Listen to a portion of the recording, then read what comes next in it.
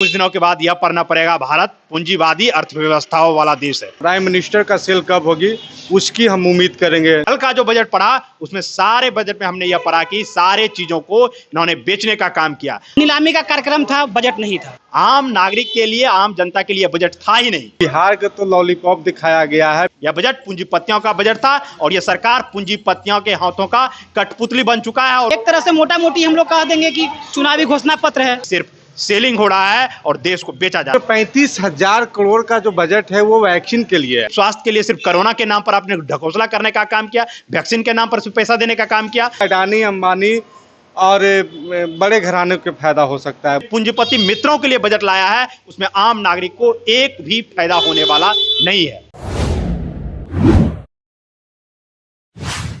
नमस्कार, आप देख रहे हैं कमिंग भारत। वित्त मंत्री निर्मला सीतारमण ने सोमवार को 2021 और 22 का आम बजट पेश किया है। इस बजट को लेकर बिहार के लोगों का क्या कहना है, आइए जानते हैं। कल जो बजट आया है 2021 और 2022 का, उसे आप कैसे देखते हैं? देखिए, कल का जो बजट आया है, एक आम नागरिक के नाते मैं यह कहूँगा, बजट से आम नागरिक को कोई फायदा होने वाला नहीं। ये जो बजट है 2021 का, ये जन विरोधी बजट है और भारत का सेल बजट है। जो भारत को सेल का बोली लगाया गया है कि हम रेलवे बेच रहे हैं, हम एयरपोर्ट बेच रहे हैं, हम LIC बेच रहे हैं, हम पेट्रोल पंप बेच रहे हैं, जो भी है, सड़कें बेच रहे हैं, तेल कंपनियां बेच रहे हैं। 2021 और 22 का जो कल बजट पेश हुआ है, उसे आप कैसे देखते हैं? उससे बिहार को क्या फायदा हुआ? देखिए भैया, अगर समग्र रूप में आप बजट को देखते हैं तो आप पाएंगे कि ये बजट देश रूप का नहीं, एक तरह से घोषणा पत्र का, चुनावी घोषणा पत्र कह सकते हैं। जिन जिन राज्यों में चुनाव है वहाँ की चर्चा की गई है। बाकी बुनियादी सुविधाओं की बात करें, कोई चर्चा नहीं है। छात्रों की रोजगार की चर्चा 4 बार हुई, लेकिन रोजगार कहाँ देंगे, किस मात्रा में देंगे, उसकी चर्चा नहीं है। जिस तरह इन्होंने कल सेल लगाया, जिस तरह एयरपोर्ट को बेचने का काम किया, एयर इंडिया को बेचा, रेलवे स्टेशनों को इन्होंने बेचने का काम किया, LIC को इन्होंने बेचने का काम किया, जितनी सरकारी संस्थाओं को इन्होंने बोली लगाया, ऐसा आज तक भारत के इतिहास में नहीं हुआ कि हम लोग जब बजट देखते थे, कोई बजट आता था, हम लोग यह देखते थे कि आज बिहार को यह सौगात मिलने वाला है, आज देश को यह सौगात मिलने वाला है विभिन्न क्षेत्रों में।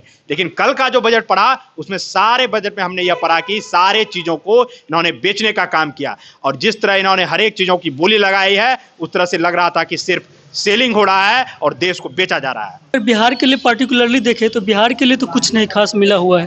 देखिए, बिहार का जो समस्या है, जो किसान है बिहार में 80 to 85% जो है किसान है बिहार में। हमको किसान को चाहे सिंचाई के लिए क्या सरकार के कुछ अलग मिला? नहीं मिला। इससे मुझे लगता है कि आम आदमी को कोई बेनिफिट नहीं मिलने वाला है। जहाँ तक एक पूंजीपतियों को, अडानी, अंबानी और यही सबको फायदा होने वाला है। कहीं कुछ नहीं फर्क पड़ता है। आम जनता को हाथों में निराश लगा है, महंगाई चरम सीमा पर है और इन्होंने पेट्रोल और डीजल पर जो सेस बढ़ाने का काम किया है, महंगाई और तेजी से बढ़ेगी और यह शतक को पार पेट्रोल डीजल बहुत जल्द करने वाली है जब इन्होंने सेस लगाने का काम किया। रेलवे बजट को अलग करने का इस सरकार का क्या मंशा था, ये हम नहीं जानते। रेल एक अलग बजट होता था जिससे जो बहुत पहले से चला आ रहा था, अंग्रेजों के समय से चलता आ रहा था और ये जितने इकोनॉमिस्ट आए, कभी न किसी ने कहा कि इसको हटाना चाहिए। रेल में आदमी से पूरे देश का धड़कन है रेल। रेलवे में जब बजट आता था तो रेल का आप अलग प्रावधान करते थे, हर स्टेट के लिए, हर सेक्टर को उसको जोड़ा जाता था। लेकिन अपने रेल को अलग एक साथ कर दिया। क्यों? क्योंकि रेलवे पर ध्यान ही नहीं जाना चाहिए था। स्वास्थ्य के ऊपर काफी जोर दिया गया है। अब स्वास्थ्य के ऊपर ये क्या जोर देंगे? ये अब कोरोना के नाम पर, वैक्सीन के नाम पर ये स्वास्थ्य के, आप पटना में जो है एम्स है, PMCH की स्थिति बदहाल है, IGMS की स्थिति बदहाल है। मैं यदि पटना का बात करूं, प्रमुख जो एम्स है उसकी स्थिति देनी है, आप उस पर चर्चा कीजिए ना, उस पर आप बहस कीजिए ना। आपने स्वास्थ्य के लिए सिर्फ कोरोना के नाम पर आपने ढकोसला करने का काम किया, वैक्सीन के नाम पर सिर्फ पैसा देने का काम किया, स्वास्थ्य के क्षेत्र में भी निराशा हाथ लगाया और बिहार को तो इन्होंने कुछ दिया ही नहीं। किसान की बात कर रहे हैं, लेकिन किसान के लिए क्या करेंगे? आवश्यक वस्तु संशोधन बिल में संशोधन करेंगे। गेहूं चावल को जो बाहर निकाल दिए हैं आवश्यक वस्तु से, उसको क्या करना है? जो देश का जो अभी सबसे बड़ा प्राइम मुद्दा चल रहा है, उसकी तो चर्चा ही नहीं है। किसान जो है वो डीजल का, पेट्रोल का दाम बढ़ा दीजिए, वो ट्रैक्टर से खेत जोतवाते हैं, ट्रैक्टर का पैसा बढ़ेगा, उसका जो है लागत बढ़ जाएगा। और किसानों को तो पहले ही जो किसान सरकार अभी जो किसान आंदोलन कर रहे हैं, वो तो 2006 से किसान यहाँ पे लागू है। मंडी की कोई व्यवस्था हुआ है? यहाँ पे कोई व्यवस्था नहीं हुआ है। सरकार स्टूडेंट्स के लिए क्या की है? कुछ नहीं किए। हम लोग कृषि से जुड़े हुए हैं, हमको सिंचाई चाहिए, पढ़ाई लिखाई वाली चीज़ चाहिए। यह बजट पूंजीपतियों का बजट था और यह सरकार पूंजीपतियों के हाथों का कठपुतली बन चुका है और उन्होंने उसी के लिए अपने पूंजीपति मित्रों के लिए बजट लाया है। उसमें आम नागरिक को एक भी फायदा होने वाला नहीं है। निर्मला सीतारमण जी से ये बोलना चाहेंगे कि वो अपना सीट का कब सेल करेंगे, प्राइम मिनिस्टर का सेल कब होगी, उसकी हम उम्मीद करेंगे जो 2022 का बजट आएगा। गैस जो पहले 430 रुपये में मिलता था, आज वो 850 रुपये में मिलता है, 750 रुपये में मिलता है। और जो सब्सिडी आता है किसी के अकाउंट में कभी 75 रुपये आता है, कभी 100 रुपये आता है, कभी 150 रुपये आता है। ये मार्जिन कहाँ जाता है? अभी आप HPCL जो है हिंदुस्तान पेट्रोलियम, उसको भी बेच दिए। और रहा बात बिहार का, तो बिहार चैम्बर ऑफ कॉमर्स के PK अग्रवाल जी भी कह दिए हैं कि बजट के लिए सबसे बड़ा एक सेंटेंस में बात है कि कोई बैड न्यूज़ नहीं है, यही बिहार के लिए गुड न्यूज़ है। तो इससे हम लोग तो छात्र आदमी हैं, हम लोग को रोजगार चाहिए। ये है स्वास्थ्य में आपको दिए हैं बजट के, लेकिन स्वास्थ्य के वैक्सीनेशन के अलावा भी तो बहुत सारी बुनियादी सुविधाएं हैं। एम्बुलेंस के लिए कुछ नहीं है, मेडिकल कॉलेज के लिए कुछ नहीं है। हमको नहीं लगता है कि छोटे उद्योगपति को कोई फायदा होगा। ये अडानी अंबानी और बड़े घराने के फायदा हो सकता है मुझे। और पटना यूनिवर्सिटी सेंट्रल यूनिवर्सिटी हो गया, उसके लिए कुछ नहीं है। तो एक तरह से मोटा मोटी हम लोग कह देंगे कि चुनावी घोषणा पत्र है, या समग्र रूप से कह दीजिए कि नीलामी चल रहा था कि 7 कंपनी बिक जाएगी, 3 कंपनी में किसको किसको प्राइवेट करेंगे, अभी उसका नाम भी नहीं बोला गया है। सैनिक स्कूल 100 सैनिक स्कूल खोलने की चर्चा की गई है, 100 प्लस, जिसमें निजी निवेश को PPP मोड में खोला जाएगा। भविष्य में करेंगे क्या कि जो पहले से जो सैनिक स्कूल हैं उसमें भी कुछ मेंटेनेंस का काम करवा के उसको भी PPP मोड कर देंगे।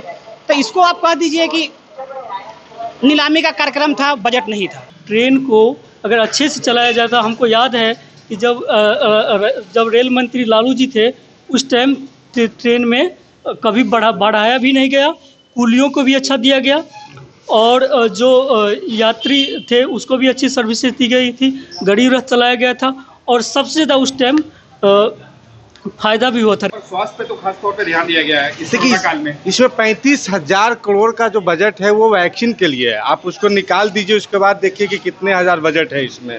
उसके बाद कोरोना काल के डर से और इसके भय से ये सिर्फ पहले जान तो जहान, मगर आप देखिए पटना के एम्स देखिए क्या स्थिति है, चाहे PMC देखिए या IMS देखिए। हमारे जहानाबाद में ज़िला से बिलोंग करता हूँ, वहाँ पे स्वास्थ्य की इतनी हालत ख़राब है कि नहीं तो ICU है, नहीं तो अच्छे डॉक्टर है, नहीं तो वहाँ पे कोई, आप इमरजेंसी में जाइए तो हम लोग को पटना आना पड़ता है, वो भी रास्ते में ही बच्चा मर जाता है अगर बीमार है तो, या डिलीवरी पेशेंट है तो उसको बहुत कष्ट होता है। तो स्वास्थ्य के नाम पे दिखावा है और एक लूट का प्लानिंग है स्वास्थ्य के नाम पे। महंगाई चरम सीमा पर है, उसको कम करने का प्रयास। अगर आप पेट्रोल डीजल को जैसे बढ़ाएगा हर चीज़ का दाम बढ़ेगा।